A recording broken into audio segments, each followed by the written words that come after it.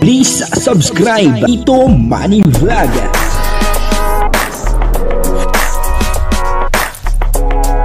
Payagan po si Tito Manny Vlog na mag-reactor para pambiling gamot sa kanya pong karamdaman. Wala man siyang records ng ng awayan. Dito po sa video ito ay nagkabulgaran, binulgar ni Ryan. Itong si Joy Diwata, papanoorin po natin yung video, kasi bantay sarado po pala kay Ryan itong si Joy Diwata nung nasa Baguio. At binulgar po ni Ryan itong si Joy Diwata. At papanoorin po natin yung video. Siyempre, bago po yan, ako muna po bumabati sa inyong lahat ng magandang umaga, magandang tanghali at magandang gabi sa inyong lahat mga kapatid. Saan man kayo ng panig ng mundo naroroon ngayon, ay mag-iingat kayo palagi at pagpalain kayo ng ating Panginoon. Maraming salamat din po sa patuloy na tumatangkilik sa aking YouTube channel at nanonood sa aking video reaction. Patuloy lang po natin suportahan sila Kuya Bal Santos Matubang, Kalinga Prab at Ate Edna Vlog. Ganun din po si Jack Tapia at si Kalingap Dan. At yung mga kasama po natin sa Karepa. At yung mga charity vlogger na Kalingap Partner. Ito po yung video na kung saan ay nagkabulgaran.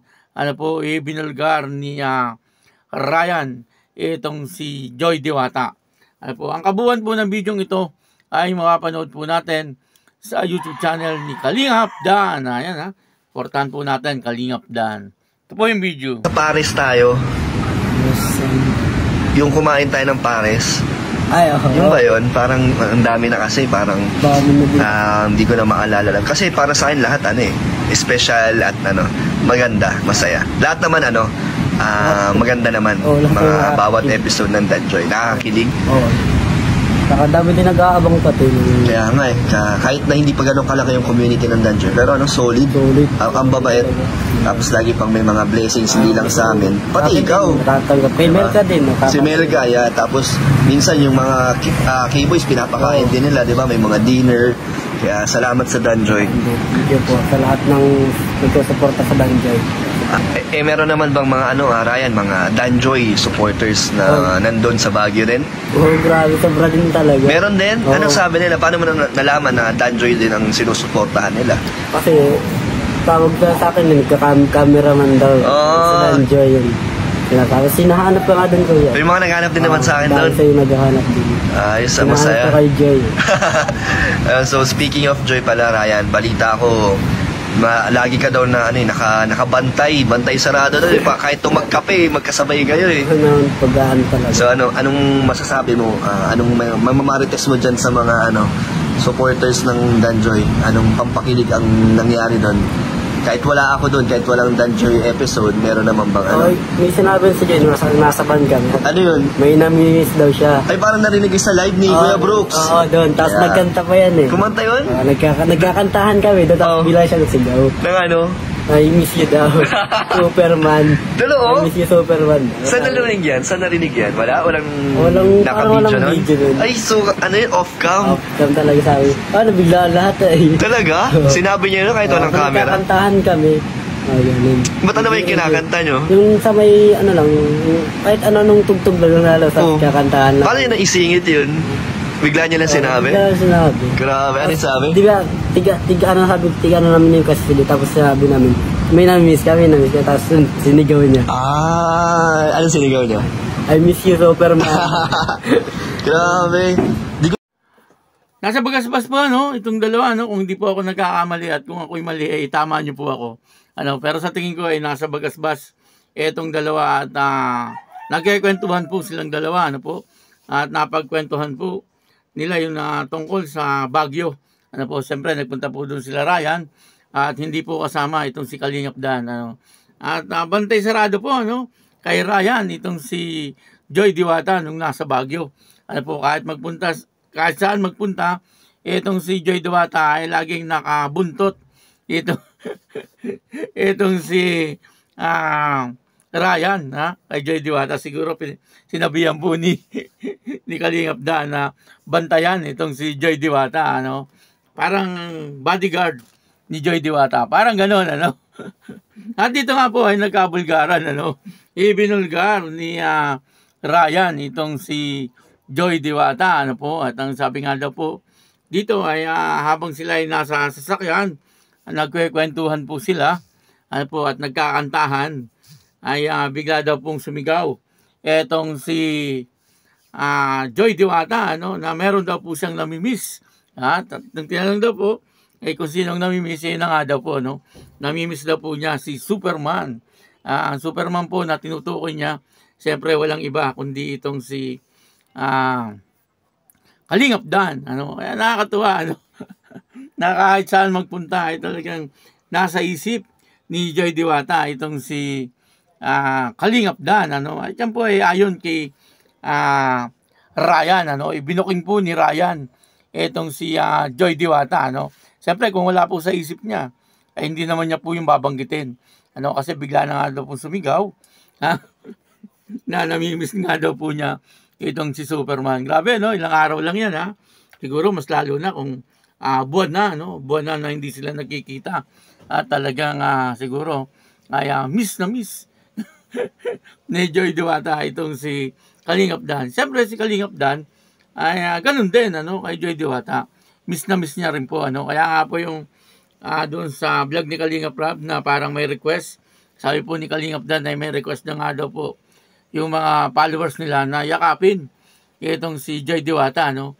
Malamang siyempre ang request na yon ay gustong gusto ni Kalingap Dan, ano, kasi miss na rin niya po itong si Joy Diwata, ano.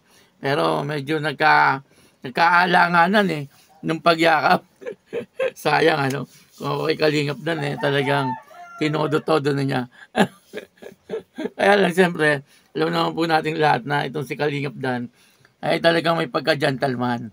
Iginagalang niya etong si Joy Diwata, ano po. At nakikita naman po natin yan, ano, na talagang laki ng respeto ni Kalingap Dan dito kay Joy Diwata, ano po. At doon nakikita po natin, ano, na talagang meron ng meron ng pagtitinginan itong dalawang ayaw lang umamin sa bawat isa, ano po. Kasi nga kapag po siyempre nagkaroon na ng matinding relasyon, ay baka po magkaalangan na, ano, pagdating po doon sa kanilang love team, ano po.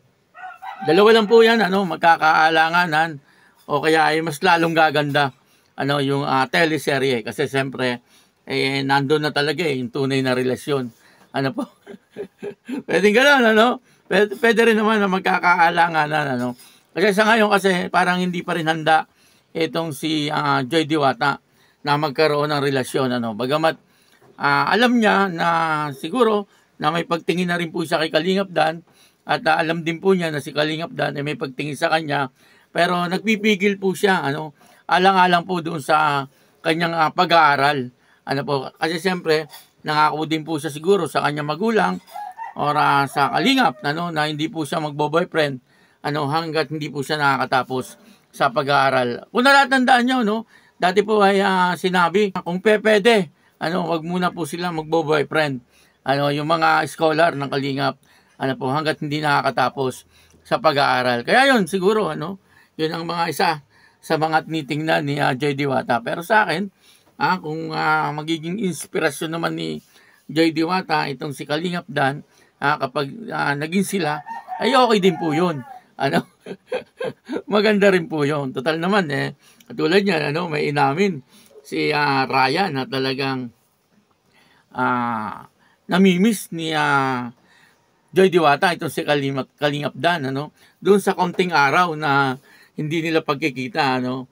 Kaya masasabi natin na yun ay talagang ano na yun ay pagmamahal na sinasabi, ano po. Kaya lang siguro yun na, ano, medyo may pumipigil pa, ano, sana ay bumelo na, ano. Nasa ganun na maging maayos na, ano po. Pero siyempre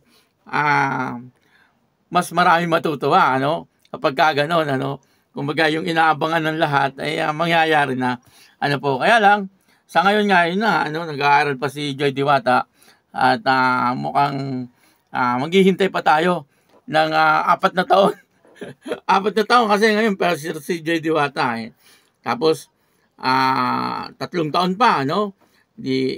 Bago siya graduate, eh yung review, saka yung board exam, ano? Kasi yung nurse, may review yan eh. Saka board exam, ano po, ay 1 year yon, 6 months yung review, tapos yung exam niya, ano? At siyempre, medyo magpapahinga pa, maghahanap ng trabaho, ano? Medyo matagal-tagal pa, ano? Hihintayin natin. 4 na taon pa, ano po? Sana ay hindi na tayo maghintay ng ganong katagal, ano? Pero gayon pa man, ano po? Napakaganda nung takbo ng teleserye ng Dan Joy, ano? Talagang akmang-akma itong dalawang ito, ano? Kumbaga talagang nagkakakuhanan po kasi sila eh. Ano, at talagang yung kanilang mga loob, kumbaga lapat na ano, at kilalang-kilala na po nila yung bawat isa, ano po. Kaya yun, ano, maraming salamat po sa inyong lahat at patuloy lang po natin suportahan ang Dan Joy, ano po. At ako po si Tito Manny Vlog na nagsasabing God bless you all. Diyos mabalos.